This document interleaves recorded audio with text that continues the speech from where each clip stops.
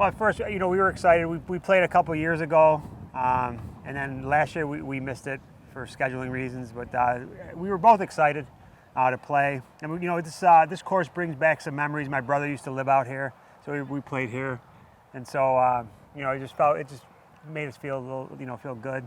And we were excited to get the round started, and we got off to a good start. Had little hiccups. Oh yeah. Well, when you're brother and sister, it's you can yell at each other without having too much penalty. But yeah, we persevered and. Yeah. Well, I want Meredith. I want Meredith to have more confidence, and to be a little bit more feisty. And she likes to be laid back and all that. So that's the ebb and flow of it.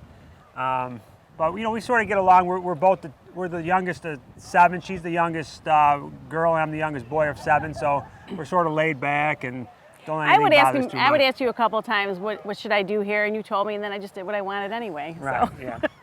Took a page out of my older sister's book. So.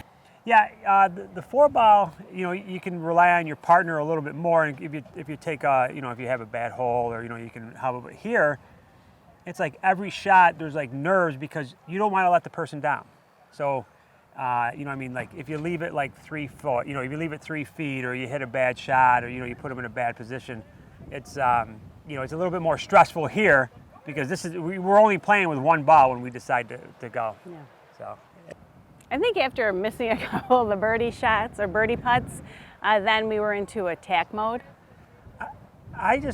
My general tendency is just to make pars, and then the birdies will trickle in, as we play. So don't get too greedy with a shot. Pars are good, especially when you're playing an alternate shot.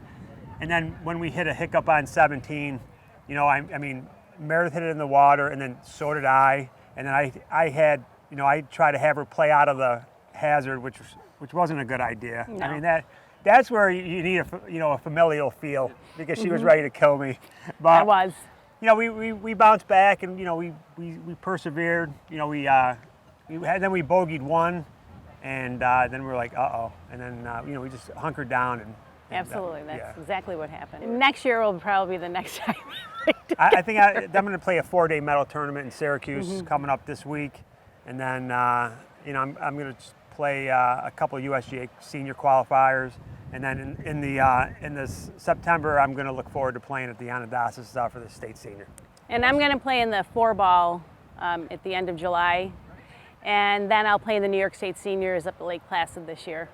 Fantastic. Again, so exciting. I grew up there, you learn the game there, and I think that allows you to play anywhere. If you can play at the Onondagas, you have to have imagination. You have to, figure out little shots, just like you were out here, do like the slopes of the greens. But it's always good to win one and bring it back to, where you grew up and where you belong.